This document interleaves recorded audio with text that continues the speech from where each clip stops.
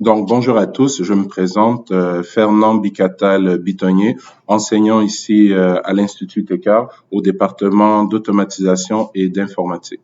Donc, dans ce premier vidéo tutoriel de notre cours de conception de page web, le cours 420 CPWTT, nous allons traiter de la structure de base d'une page HTML. Donc, allons-y sans plus tarder. Je vais créer un dossier. J'ai préalablement créé un dossier sur mon bureau, excusez-moi.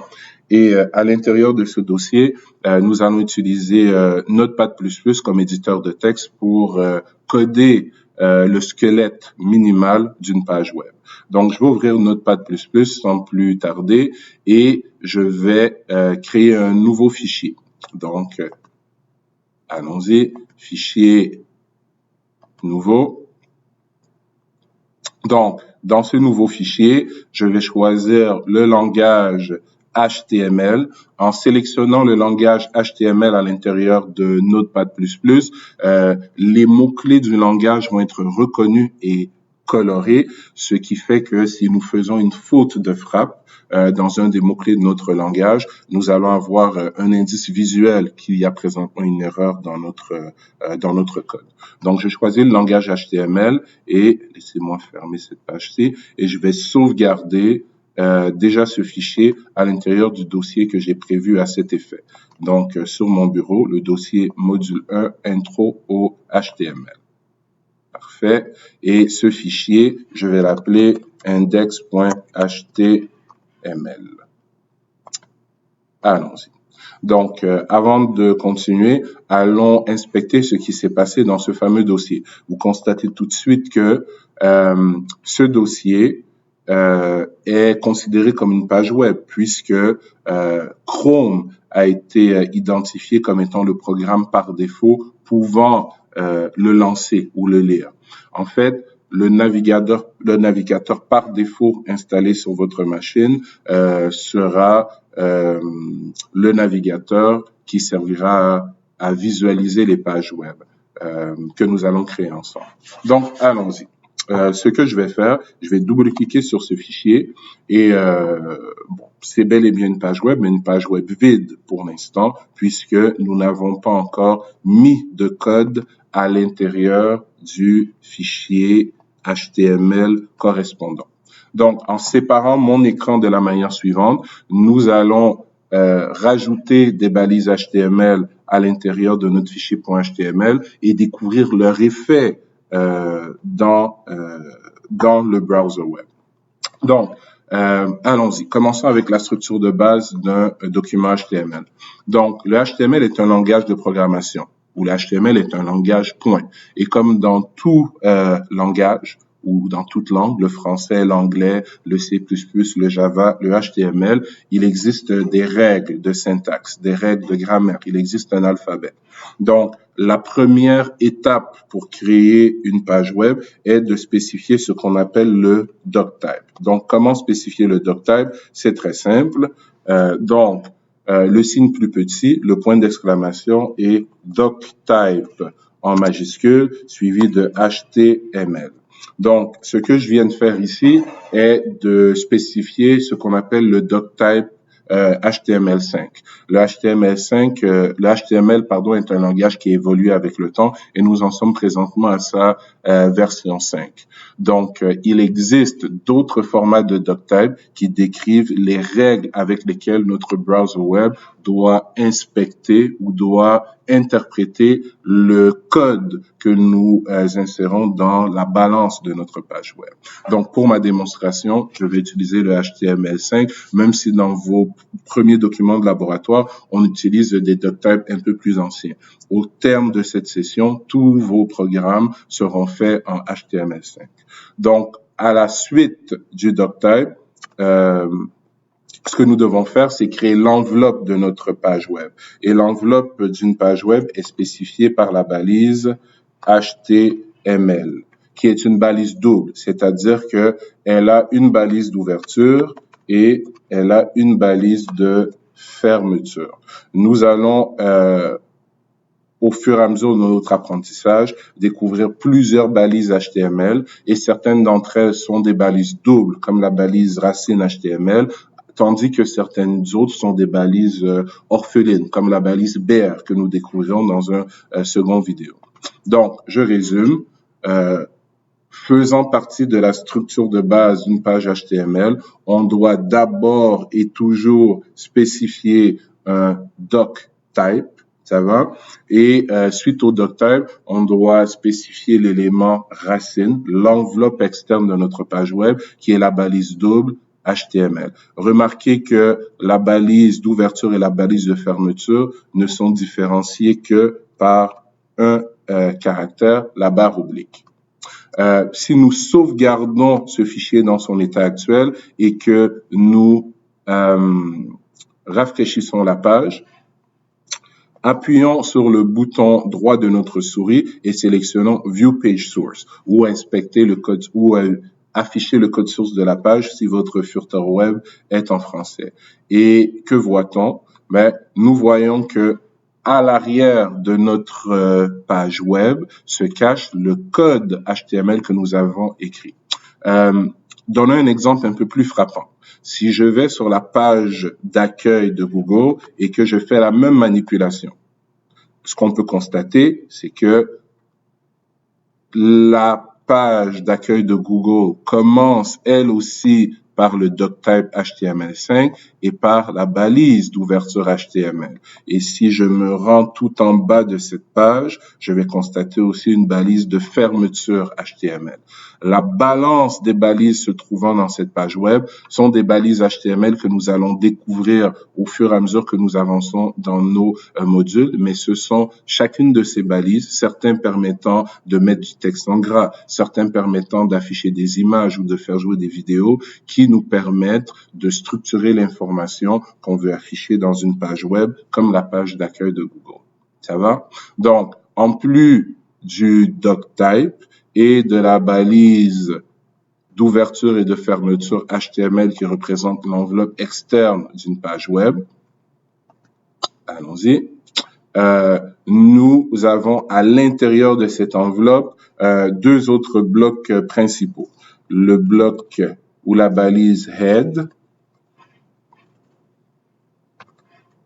qui est aussi une balise double, donc nous devons l'ouvrir et la fermer. Suivi du bloc body, qui représente le corps de la page. Donc, allons-y. Body, ouvert, et body, fermé. Parfait.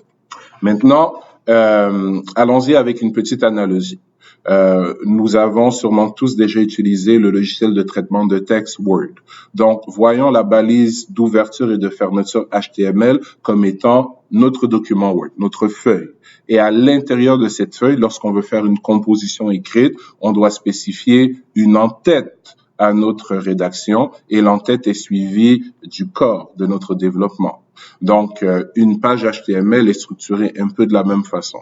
On a besoin d'une enveloppe extérieure et dans cette enveloppe extérieure, on doit spécifier une en-tête qui va nous permettre de dire à notre page web comment se comporter en réalité. Et le corps de la page qui va contenir l'information qu'on veut afficher dans notre page web.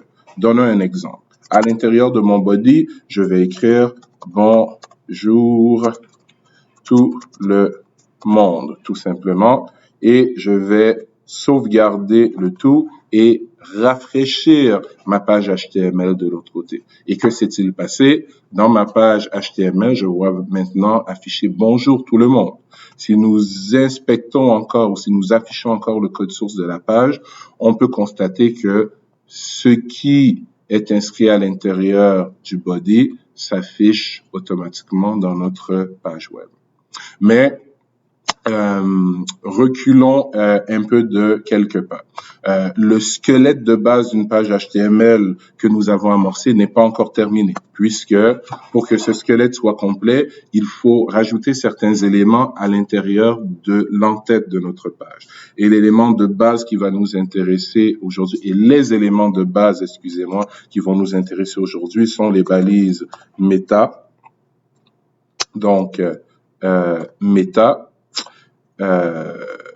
donc qui permet de spécifier ce qu'on appelle des méta-informations, donc des informations complémentaires qui permettent à notre browser web de bien interpréter notre page, par exemple, ou de déterminer son placement quand vous faites une recherche sur Google. Donc, la balise méta, spécifiquement que nous allons utiliser aujourd'hui, a un attribut, l'attribut charset, c'est H-A-R-7. Donc, l'attribut charset va avoir comme valeur UTF-8 et la valeur UTF-8 signifie quoi? La valeur UTF-8 signifie tout simplement, en fait, elle nous permet de spécifier le jeu de caractères. Excusez-moi, je cherche. Parfait. Donc, cette balise nous permet de spécifier le jeu de caractères qu'on va pouvoir utiliser pour écrire à l'intérieur de notre page web. Si je voulais afficher des caractères en mandarin ou en cantonais ou certains accents qui n'appartiennent pas à la langue française ou anglaise, par exemple, je devrais utiliser une autre valeur pour initialiser mon attribut charset. Puisque nous allons principalement faire des pages web en anglais ou en français, la valeur UTF-8 est celle que nous allons utiliser ou celle qui est utilisée presque universellement dans toutes les pages web francophones ou anglophones. Donc, en plus de la balise méta, nous allons aussi utiliser la balise title. Donc, title, qui encore une fois est une balise double. Alors que, comme vous le constatez, la balise méta, elle était une balise orpheline. Donc, la balise title, allons-y. Title nous sert à faire quoi? Regardez bien, nous allons la fermer et à l'intérieur de cette balise, je vais écrire structure de base HTML. Sauvegardons cette page et allons rafraîchir notre page web. Avant de rafraîchir, regardez bien le titre par défaut de notre page. Donc, le titre par défaut était le nom de notre fichier ici. Maintenant que nous avons rajouté du texte à l'intérieur de la balise title, quand je vais rafraîchir la page, le titre de notre page, donnez-moi 2 secondes, excusez-moi, le titre de notre page devient ce que nous avons écrit à l'intérieur de la balise title. Et le contenu de notre page devient ce qui se trouve à l'intérieur de la balise body. Donc, résumons. La structure de base d'une page HTML contient tout d'abord un doctype qui spécifie les règles avec lesquelles le reste de notre document HTML doit être interprété. Après le doctype, nous avons la balise d'ouverture et de fermeture HTML qui représente l'enveloppe qui contient le reste de nos balises HTML. À l'intérieur de cette enveloppe, nous avons une en-tête qui contient minimalement une balise méta avec l'attribut charset et la valeur UTF-8 qui indique à notre browser que nous pouvons utiliser toutes les lettres, les caractères, les accents anglo-saxons, donc français, anglais, espagnol. Et ensuite, cette en-tête contient aussi une balise title qui nous permet de spécifier quoi? Qui nous permet de spécifier le titre qui apparaît, excusez-moi, le titre qui apparaît, désolé. Oh là là, parfait. Le titre qui apparaît sur l'onglet de notre page web. Ensuite, à l'intérieur du body, nous allons pouvoir écrire du texte ou placer des balises HTML qui vont nous permettre de formater ou de mieux structurer le contenu, le texte, les images, les vidéos que nous voulons faire apparaître à l'intérieur de notre page. Donc, ce petit vidéo conclut la présentation de la structure de base d'une page web, d'une page HTML. Dans le vidéo tutoriel suivant, nous allons travailler à l'intérieur de notre body, du corps de la page. Nous allons y insérer différentes balises HTML de base qui servent à afficher des paragraphes, du texte, des images, à mettre du texte en gras, etc., etc. Donc, voici pour ce premier vidéo. À la prochaine.